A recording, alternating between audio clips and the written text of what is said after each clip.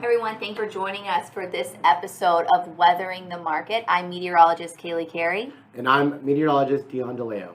And today we are going to be talking about pre-plant projection. What? Sorry, excuse me. It's okay. It's allergy season. It's allergy season, and I'm trying so hard. I'm trying so hard not to sniffle right now. So sorry if we leave that in. That's okay. Dion, what is a pre-plant projection? Well, we're going to be taking a look at everything weather-related coming up to the planting season that we're approaching very, very quickly. It's already going to be April already. I know, which is wild. So we're going to take a deeper look into just different oscillations heading into pre-plant. We're going to be looking at current soil moistures, the tendency for drought to occur in different areas, and what implications this has on specific crops, just in case you're interested, because this summer could get juicy. Dun, dun, dun. And what do we mean by that? Well, we are currently in the transition from La Nina to... Enso neutral. That's right. And when that happens, we start to see these weather patterns shift drastically. So basically, when it comes to the forecast, what do you think it is? Well, unfortunately, I wish it was better news for much of the country. Some areas will continue to see excessive dryness, and those areas extend across much of the western portions of the United States into the plains, where these are already drought-stricken areas. I think we've talked about it before in some of our previous episodes. These are areas that are desperately needing rain, and unfortunately, with this neutral pattern, it looks like the way things are going to set up, we could see that dryness continue, which could be, well, it's not could be. It's going to be a little rough, I think, for those areas. On the other hand, you've got some excess precipitation and moisture expected across portions of the Midwest and the Ohio River valleys. And, as you may or may not be aware, those areas have been actually doing well on moisture these last several months. And so they're going to see a bit of an excess of ground soil moisture, which, too much, of course, could be problematic for those areas. So, I think it's very polar across the United States. Well, at least not in terms of weather, just in terms of, attitude, I guess, so to speak. Yes, and then another thing that I really want to point out is as we do go through this transition, the hardest thing that we're looking at here when we transition from a La Nina is at the rate at which it's going to take place, because that's what I was really getting at, is that heading into the summer, everything's kind of up in the air depending on how fast the sea surface temperatures cool down or if they warm back up, because a lot of times we were just in that strong to moderate La Nina. And after we're in that, a lot of times we start to cool off and then we start to go back into a weak La Nina, which means that it would almost mirror last year. But we're kind of in this phase where we're dipping down, and there's also that slim possibility. So we're saying like maybe a 15% chance that El Nino could even develop after this. And actually the last 3 months we have seen those sea surface temperatures change quite a bit, shifting a little bit more neutral, a little bit quicker than what the other models were predicting. So as we head into the spring season, there's still a lot of uncertainty with the forecast. Would you agree? Absolutely. I think, we had taken a look at some numbers earlier in the episode, or in an earlier episode, where we kind of talked about what potentially to expect later on. And earlier in this year, we were fairly positive about the neutral, transitioning to the neutral, and that was going to be a thing. So that's good. So that's we're on track. We're on track for that.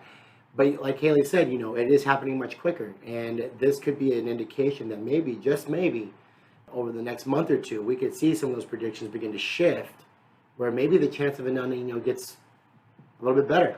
That's right. You're saying there's a chance. So you're saying there's a chance. Let's go ahead and talk about some hot spots real quick. I think the main areas that are going to be raising some concern and some areas that we're going to continue to monitor are going to be western portion of Iowa. Absolutely, yeah. So again, it's looking pretty dry out there across the Central Plains, and that dryness right now is forecast to continue.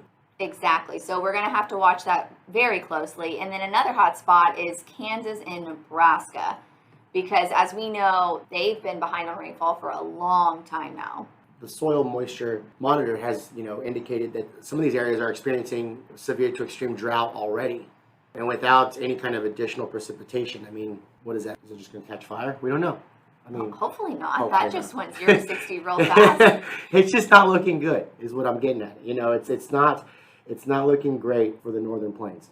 And especially for North Dakota and South Dakota, and that's even kind of stretching into Manitoba and southern Saskatchewan as well. those are some other regions we're going to have to watch. That's right. The Canadian prairies they've had a pretty mild season. The drought hasn't stretched too far in. It hasn't been too bad. But as Kailey mentioned before, if this pattern continues, which we expect it to, it can continue to further push them. But something that kind of hits close to home for us is Texas. And we're starting to see drought-like conditions have been prevalent in the Panhandle for quite some time. And that's, where a lot of the cotton is grown. And we're starting to see that drought extend its way further south. So that's going to be something we're going to have to monitor as well. So cotton could become problematic. But hopefully, as we start to shift, we are going to be seeing more rain, more of those showers start to make their way in off the Gulf, more Gulf moisture make its way in, maybe during hurricane season. That's kind of the whole double-edged sword to hurricane season, is that there's a lot of areas that desperately need that precipitation. And while nobody really likes a hurricane, we definitely need that Gulf moisture that just kind of pushes in and brings us all that rain. So. And before we move on from crops, I do want to point out we are seeing these abnormally warm temperatures right now kind of making their way across the country. But it is worth noting that the models are starting to pick up on a cooler second half of April. So indicating that it could, slow things down a little bit, because currently the MJO is in a phase 6 and we're expected to shift into a phase 7 and 5 fast. So basically the MJO has been it's been going slow. It's been moving around sluggishly, but then all of a sudden now it's starting to pick up. So as we go from phase 7 to 5 fast, that tends to indicate significantly cooler air making its way in. And you know where else it's been significantly cool? Where else has it been significantly cool? It's been significantly cool in the UK, and that was taking place in early February before that cold snap took place here in North America in February as well. So we're just kind of watching these indicators, the way the blocking is set up, that we could be looking at this rush of cold air for the second half of April that the models aren't exactly picking up on yet. I'm seeing it, I would say every other run possibly. So I don't know, just a heads up. Second half of April could be a little bit cooler than you're anticipating, especially if you're in the central or eastern portion of the country. Yeah. Just some exciting weather stuff. Exactly. A little bit of relief before we get into this very interesting and potentially volatile summer. Exactly. Well, thank you guys so much for joining us on today's episode. If you have questions, we would love to hear from you. Have a great day. Thanks for listening to this week's episode of Weathering the Market. We love sharing all this information with you guys, and if you didn't already know, we work for a company called Minuteman Weather, which provides a full range of energy and agricultural weather services. If you would like to sign up for a free trial or request more information, check us out at minutemanweather.com. We'll be back next Wednesday. Thanks.